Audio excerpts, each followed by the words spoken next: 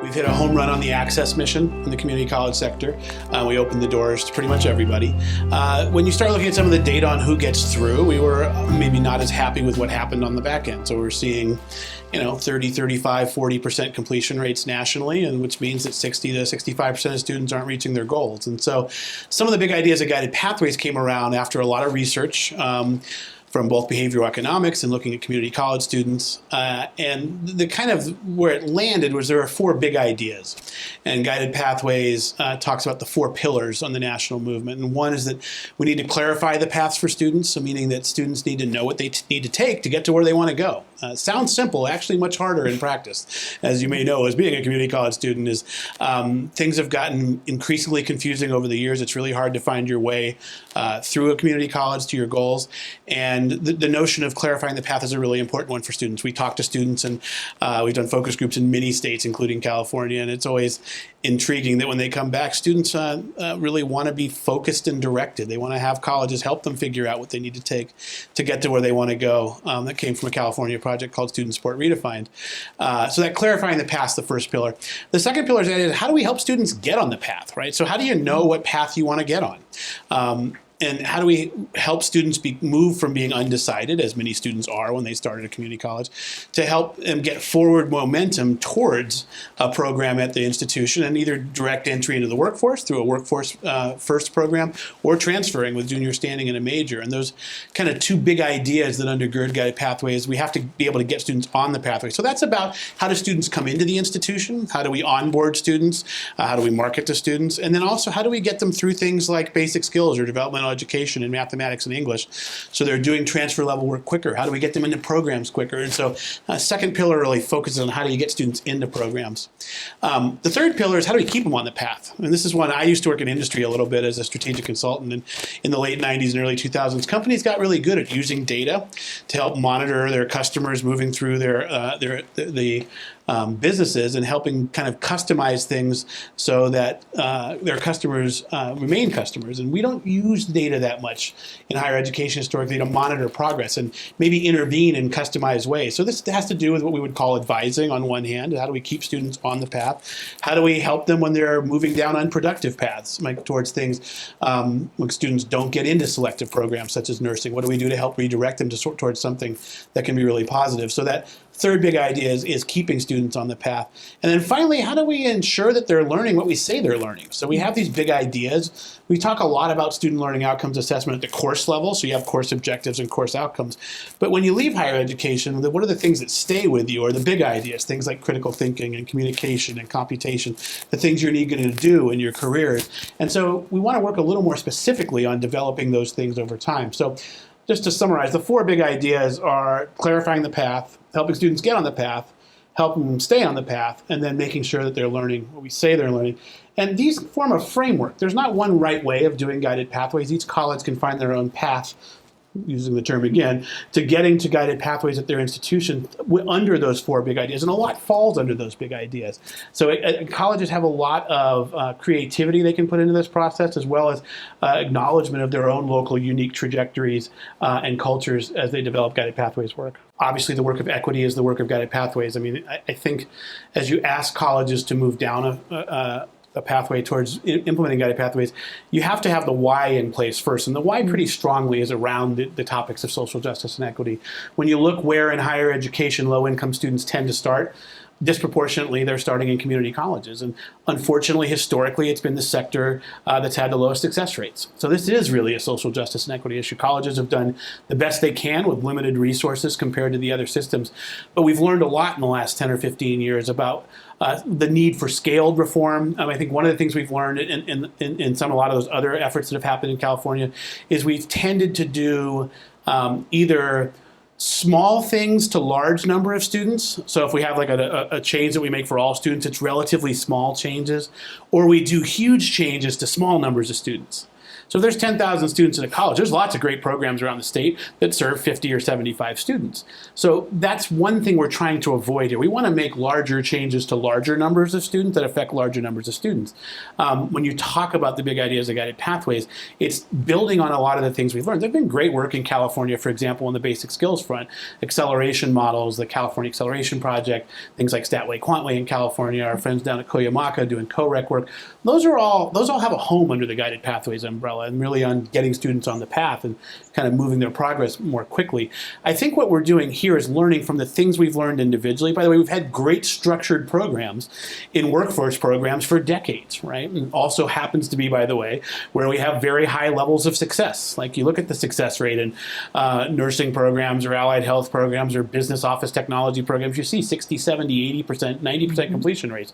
Well, you look at what happens over there, you see, hey, guess what? There's a high degree of structure, there's a high degree of support, progress is monitored, we've got people dedicated to helping students. So it's not to say that we never did those things on the classic gen ed pre-transfer side, but I think the important thing is we're learning from all of these other efforts. But when I come back to it, I see guided pathways as an evolutionary framework that takes all the things we've been doing to small numbers of students or in pieces and tries to weave them together so that we're really thinking about all entering new students at an institution. So every fall, fall, summer, and spring, but when you think about the entering new students at a college every fall, that we're changing enough things that their experience is markedly different regardless of where they're starting. And so I think it's a big piece of Pathways is building on those other things. We've learned some great things on the equity front. Not a lot of it was scaled. We learned some great things on the basic skills front. Not a lot of that was scaled. Some of the workforce stuff we did was great, but it was kind of siphoned off to the workforce side. And one of the things we're talking about in Guided Pathways is how do we break down a lot of these false dichotomies we've created in higher education. I don't know intentionally, but student services is over here, instruction's over here, or career technical programs are here and transfers over here. And rather than thinking about the fact that all of our students, you and all of your colleagues, are trying to have this be a stepping stone to a career. We may not be sure what that career is in, but this is all about moving through education to get to the point where you're prepared to have a career that has family-sustaining wages. So I think it may be more of an evolution than it is something radically different, but it does require us to think systemically and at scale, which I think is probably the biggest difference between what's become before. Is a lot of the things we've done before have been reductive. They've gone to smaller number of students and done some really cool stuff with small numbers of students. And by the way, we may still need targeted programs that do those things under a Guided Pathways umbrella. But what we're trying to do in Guided Pathways is make sure that all students benefit from the changes that we're making. So I think that happens along with this kind of social justice and equity mission getting amplified about it, being asked who's being left behind, right? Higher education has always worked very well if you have unlimited time and unlimited resources. By the way, that's where the system was designed 800 years ago to work for. It was the offspring of the ruling elite, right? The system has always worked really well if you have time and resources, right?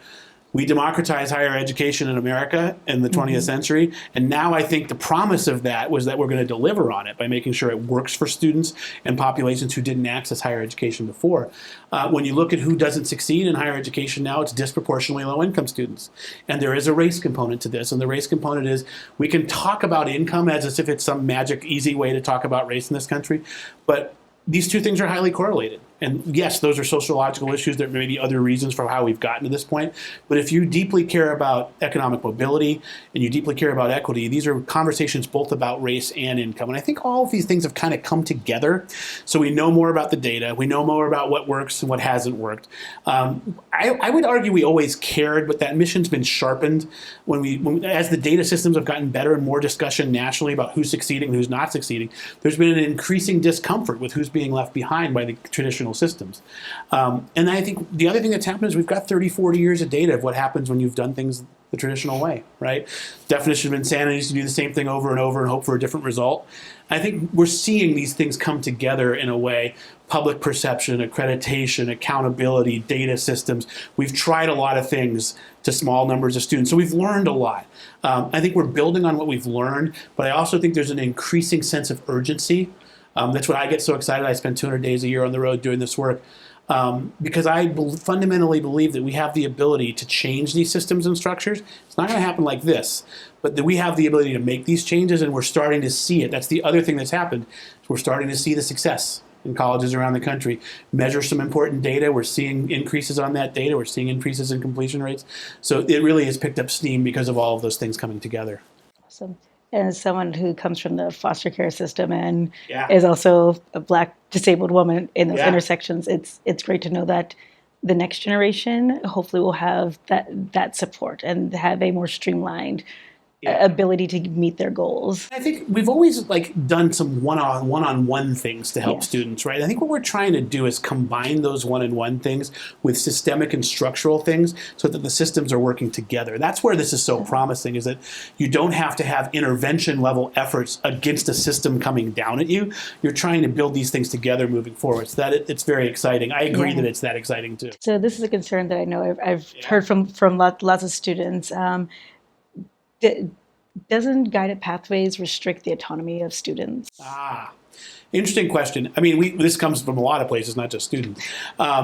Look, if a college has 180 programs today, different programs of study, when you go down that guided pathways front, it's still got 180 programs. The question is, how do we get students into those programs so that they're not only getting into them, they're making informed decisions about which program they want to pursue, and they're actually making progress once they've made choices. And so I think one of the fundamental shifts of guided pathways that's important to call out is the shift from higher education being a collection of courses, where the unit of measure is the course, to what we're actually trying to do is get students into programs where where you can monitor progress towards completion. And so one of the things we try to do is help students make informed choices earlier. So there's one of the myths about higher education, by the way, is that students like wandering. They love wandering around curriculums, taking courses for years without much direction, and somehow that magically turning into a life goal, right? And I think part of what we're trying to do with Guided Pathways is think of other ways to help students find out what they want to do, maybe exploring while they're making progress towards something rather than just moving around over here. One of my things I'm semi-infamous for saying is I'm not sure where along the line we made the choice architecture of our system take a bunch of courses to find out what you want to do. I mean, I taught Psych 1, right? Introductory psychology. You don't learn about what it means to be a psychologist in Psych 1. So taking survey courses is not the way to find out what you want to do with your life. And so we can do some things. You hear this idea called meta majors or career focus areas where, hey, maybe when you come into an institution, rather than looking at the catalog and seeing that list of 180 programs, it's very daunting. I don't know what I want to do. You listed 180 programs alphabetically. That maybe we help shape an initial decision about, hey, are you more interested in business, or social science, or the humanities, or natural science? And then we craft an experience for you so that you learn more about that in your first semester, maybe your first 2 semesters, so you can make an informed choice about exactly what program you want. And by the way, if you change your mind in the first semester, that's the best possible outcome. You'd much rather change your mind in semester 1 than semester 7, where you've wasted 3 years on your path. And just be totally brutally honest about this. Low-income students, I was a low-income student, 100% Pell, I didn't have time. I don't have 5 years to be wandering around. I need to get to where I was needing to go. And so I think what we're trying to do is not get rid of choice. I mean, none of those programs are gone tomorrow. We're trying to maybe shift the choice from what courses should I take to what program do I want to do to get to where I want to go. So that means we got to do more career exploration earlier.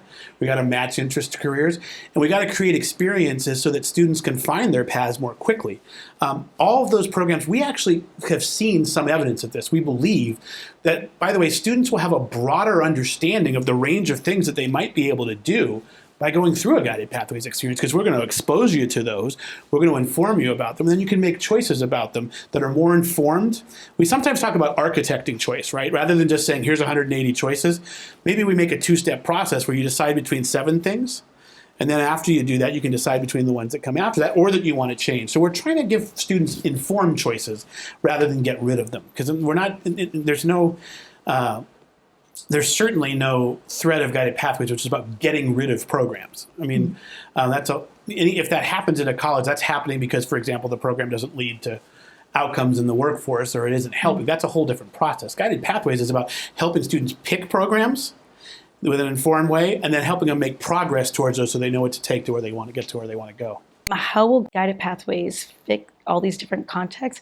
For instance, how will a rural school maybe in Central Valley be able to implement Guided Pathways versus maybe the LA9 district? Yeah, it's a great question. I mean, the quick answer is that because guided pathways is a framework with 4 big ideas, they can be contextualized and implemented in different ways to fit whatever situation a college finds itself, whether it's a small rural or a big urban. If you go to the big national project that was just completed, the American Association of Community Colleges Pathways Project, which had 30 colleges from 17 states, including 3 from California, which were Mount San Antonio, Bakersfield, and Irvine Valley.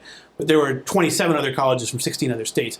It was a range. Like, we had some of the biggest colleges in the country, from Florida, 50, 60,000 student colleges, Alamo, 70,000, all the way down to colleges that were 1,500, 2,000 students. Western Wyoming, Wallace State in Alabama, Stanley in North Carolina, Paris in Paris, Texas. So there's a context piece of this, which is, and this is why there's no guided pathways in a box. There's no manual to guided pathways. There's a series of big ideas of ways of thinking about things. We have a lot of experience around the country in different settings. There are challenges to doing guided pathways at a small college, but there's also some things that are easier. There are challenges to doing guided pathways at a huge college, and there are also some things that are easier. And I think part of the power of that with the framework is that you can contextualize it. So what Lassen would do in the extreme north of California is different than what De Anza would do in the heart of Silicon Valley, is different than what Merced would do. But the ideas and the problems students are facing are, I would argue, 95% the same. What's different is the context. And one of the things that's very different, and California in many ways is a little bit advantaged on this front because it's such a statewide economy, that where you have very localized economies, that guided pathways has to layer against whatever the localized economy is. If you're a small rural college in Arkansas and you don't have many industries in your area, you're having to wrestle with this. Are we educating students to leave? Or are we educating students to do jobs that are in this area? So I think the good thing here is that these ideas apply in all settings. Some of those students still need to get on a path, right? They need to get to where they're trying to go.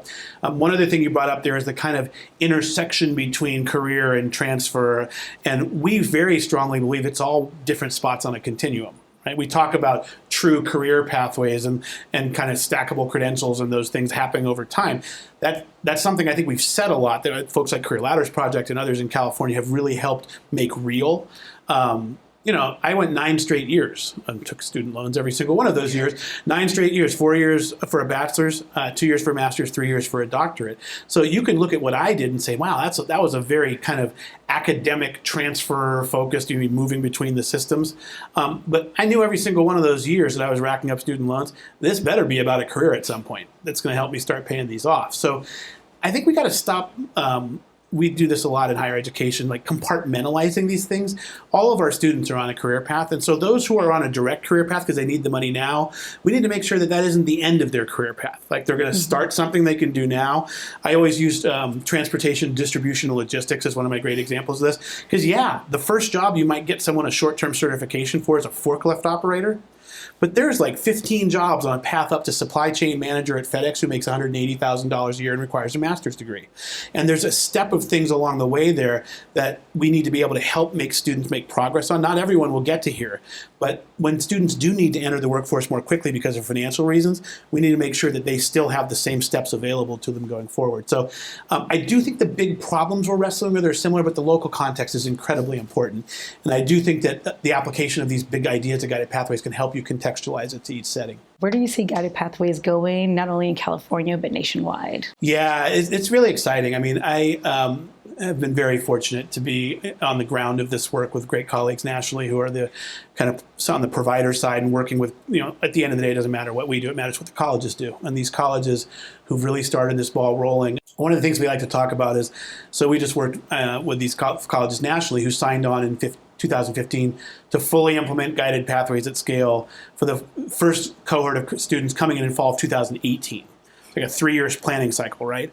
But what we told them, even that's an aggressive plan, that would be version 1.0. You're not done when you roll it out. In fact, you're just starting. Right, so this is an ongoing process that over time is going to unfold. So we're going to do some things at scale. We're going to learn, this didn't work perfectly. So it's a continual process of improvement. So I think what has happened from 2011, when this kind of started, to now in 2018, is we can almost talk about whether they're demonstration colleges or early adopters. So we've got 30 to 50 colleges nationally who I'd say are on a 10-point scale or 5 or more steps down the path. As they start hitting steps 6 through 10, we start seeing more data. It's going to bring more people to the starting line.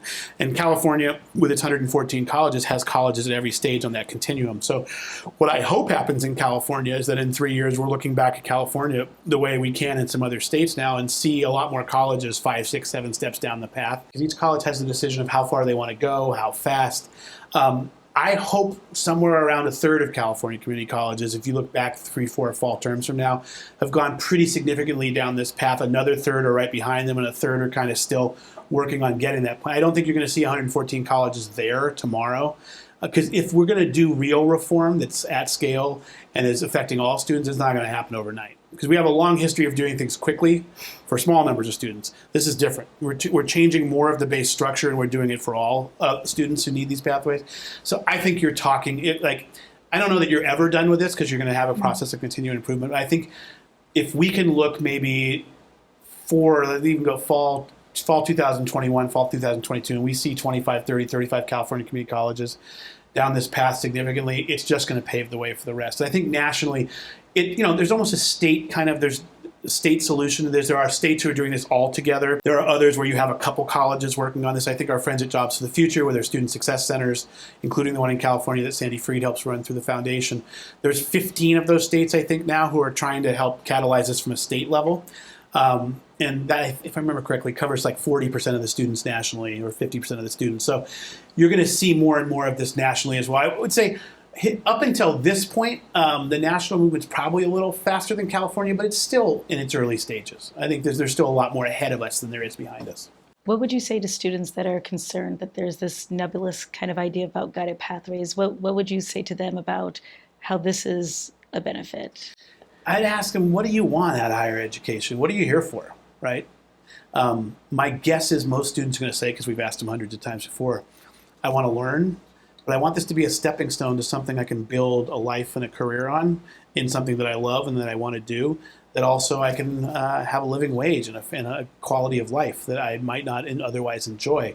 And so what we're trying to do is create those systems and structures. Students, again, numerous states, when you talk to students about what they struggle with in higher education, it's the lack of structure, the lack of support, and that we're not taking away any of those choices. Like, you have every single program choice you had before. We're trying to optimize. We're trying to get you through those more quickly to the promised land, and we want more of you to get there.